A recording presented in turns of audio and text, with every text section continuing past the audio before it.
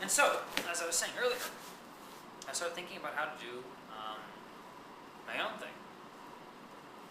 There's so many random ideas, which as long as this video is, I'm not going to go into like every random bit I had, but I was trying to make something that was really flexible and yet still held up under practically any circumstance. The rules would be easy to memorize, I mean, a bunch of common sense things, but trying to make it all work was weird. And eventually, I had an idea, and then I tested it out with some friends once, and I put it aside for a long while. Then sometime, like last spring, I tried out the really simplified version, which I should have thought of in the first place. The essentially no rules version.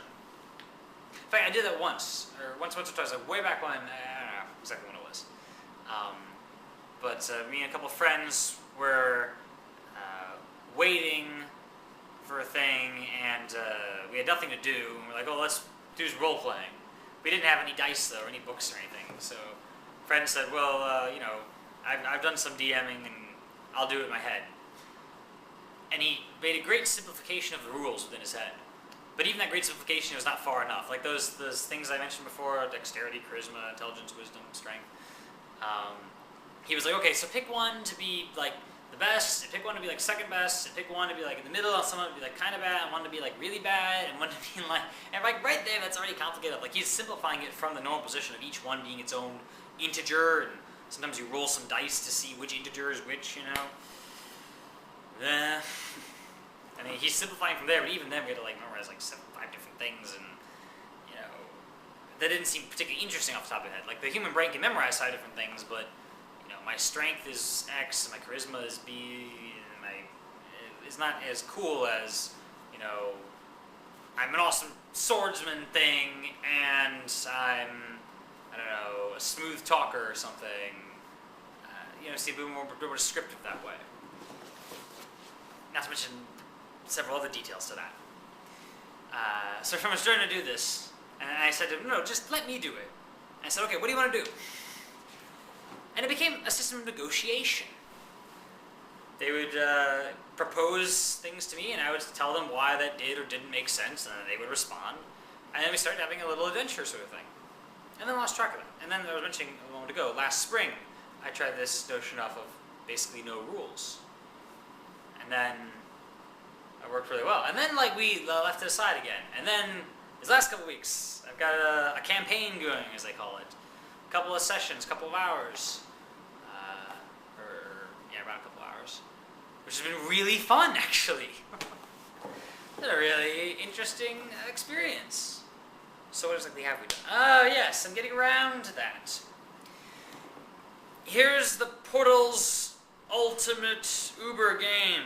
Portal's Uber game. Portal's whatever. Number 1, rule number 1. Ignore all rules. You don't really need the rules. You don't really need all this, okay, do I climb a rope fast, and I'm moving at this speed, and frick it. Use common sense. Use social rules. I mean, I'm not saying that all rules are necessarily bad, but people ought to try, I think. If you just try once, this non-rules system. Alright. Rule number 2, and you notice that I'm mostly saying rule number 2. Like, well, gee, wouldn't rule number 1 said ignore all rules? Right. But it is in the spirit of rule number 1 to sometimes ignore rule number 1 when you feel like it. And look at these other rules. So rule number 2, the more ridiculous something is, the less likely it is to happen. So someone said, like, okay, I pull a black hole out of my pocket. So I hand him a D20. It's a dice, 20 sides. The typical dice to use. I hand him a D20, and I'm like, okay, roll 3 20s. And you get a black hole. And you rolled once and it was a 4. I'm like, oh, that doesn't work. You pull a very small white hole out of your pocket, which explodes and damages your left leg. You notice that the thing we had here is sort of zany. I'm pretty well convinced it doesn't have to be zany. This is the way we ended up. Sort of thing. So something very ridiculous, like pulling a black hole out of your pocket, that's going to be very hard. Rule number 3. the more awesome something is, the more likely it is to happen. Now, these two things can contradict. What if something is ridiculous, doesn't fit common sense, but it's also awesome? You know, make some sort of trade-off, figure it out. But in the session we had, like, I was making this stuff up all in my head, which is rule number 4, which I probably should have listed earlier. Make stuff up off the top of your head. And these people go into this, you know, dungeon thing, and I was like, I don't know, this hallway. I'm thinking, okay, that hallway, another hallway. Well, maybe this is busted in. I thought like it was a giant worm, maybe. I'd previously gone through perpendicular and busted like this dirt tunnel through what was otherwise a stone hallway. And then I thought, what do the worms eat? And I was like, maybe fungus. I told them that there was this white fungus. And so my players tried to burn the fungus. I thought, okay, what does that do? My first thought was the fungus would like wither away or something. And I was like, well, let's just do the opposite. The fungus moves towards the flame and then snuffs it out. And I was thinking, why is that? Well, maybe the worms eat the fungus. But the fungus, once it has been treated by fire, becomes poisonous to the worms.